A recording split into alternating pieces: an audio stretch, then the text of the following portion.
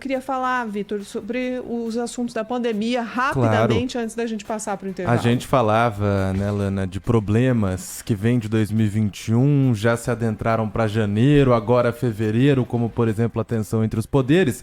A pandemia também começou o ano de 2021 um pouquinho mais preocupante. Nunca É, deixou de ser uma lógico. preocupação para os brasileiros, mas com a variante Ômicron, muitos e muitos casos foram sendo confirmados. Hoje nós temos vindo da Imperial College em Londres, né, um dado muito interessante que mostra a queda na taxa de transmissão aqui no Brasil, né? Não está baixa, tá? Esse Longe é o primeiro disso alerta, ainda. longe disso. Quando eles colocam essa taxa de transmissão para a gente olhar, acima de 1 é porque a pandemia está acelerada, abaixo de 1 está desacelerando. A gente ainda está com uma das maiores taxas já registradas na história aqui da pandemia no Brasil, né? Tá 1,69. Mas na semana passada foi 1,78. Então, querido ouvinte, o que eu quero te contar é que isso pode ser um sinal de desaceleração e de que a previsão dos matemáticos de que o pico seria atingido de maneira muito rápida e violenta, mas logo depois dele viria uma queda e não um platô, isso pode minimamente estar acontecendo.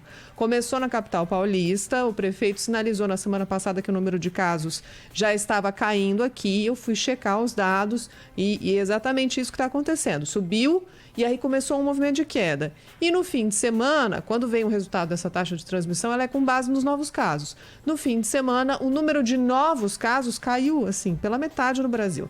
Estava 220 mil novos casos por dia no fim da semana e no sábado e no domingo, 100 e poucos mil.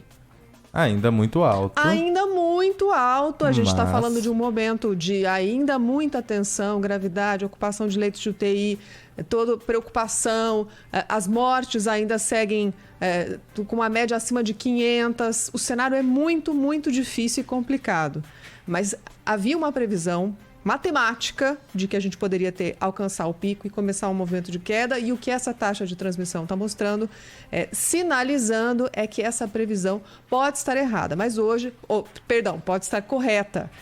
Mas a Organização Mundial da Saúde hoje fez um alerta, não se empolguem, porque pouquíssimos países alcançaram verdadeiramente o pico, disse a OMS.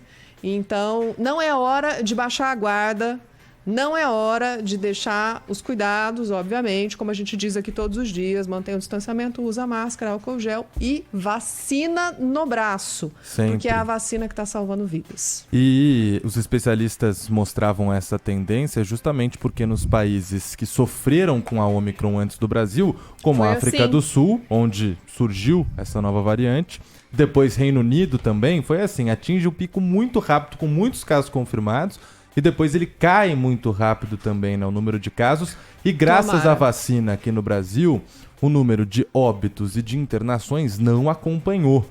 Não foi na Essa mesma velocidade. gigantesca alta no número de casos confirmados mas isso começou a tem- faltar teste, né? Mas isso tem a ver, Vitor, também com o fato de que a Ômicron tem baixa letalidade. Claro, né? claro. Não só no Brasil, como no mundo inteiro. Essas previsões aí de redução, é para sempre ter muita cautela com previsões, né? Fizeram previsões catastróficas em relação ao Brasil. Eu me lembro de um sujeito que acabou virando garoto propaganda do TSE na televisão e que chegou a prever não sei quantos milhões de mortos no Brasil, também agora muito recentemente, né, especialistas brasileiros e estrangeiros, cientistas e tal, prevendo também um número de mortos no Brasil que felizmente não se confirmou. A Universidade de Washington previu que no início do ano o Brasil teria 1.300.000 novos casos num só dia, em um único dia, né? Foi um chute monumental. Esses caras chutam desse jeito e nem sequer pedem desculpa, nenhum deles vem a público pedir desculpas pelo erro que cometeram. Mas de qualquer maneira, a gente precisa manter o cuidado, manter o uso de máscara, 2 máscaras se possível, tem que manter as mãos limpas, asseadas, lavando-as frequentemente com água e sabão ou usando álcool em gel, etc. e tal, e distanciamento. Essa é a fórmula para se manter protegido da Covid-19, é isso que a gente tem que fazer até que esse diabo vá embora de uma vez por todas. E tomar vacina, né? Infelizmente a gente continua, né, Cláudio, trazendo aqui no microfone da Rádio Bandeirantes, em várias regiões do país, um número muito alto de atrasados, né? Pessoas que não voltaram para tomar a segunda dose ou até a terceira. Eu, por outro lado, tô ansioso. Na segunda-feira vou poder tomar a minha dose de reforço, a terceira dose. Vou comparecer a um posto assim que abrir. Já vou estar de volta à madrugada da Rádio Bandeirantes. Já saio daqui, passo, tomo minha terceira dose e fico mais protegido contra a doença, além de seguir todos essas normas de segurança contra a Covid-19, que já era para todo mundo ter decorado, né? Já são anos quase que nós estamos. Mas o Brasil está dando um show isso nesse aspecto, né? O Brasil já tem mais de 70,3% da população com ciclo vacinal completo. Isso é mais do que, por exemplo, nos Estados Unidos e em toda a Europa. O Brasil já tem 80% de pessoas que já tomaram ao menos uma dose de vacina. É um desempenho fantástico. O Brasil já aplicou 363,3 milhões de doses nos brasileiros.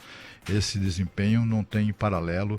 É exatamente isso que tem segurado a peteca, que tem segurado a onda aí e ajudado a conter esse pico aí da Ômicron.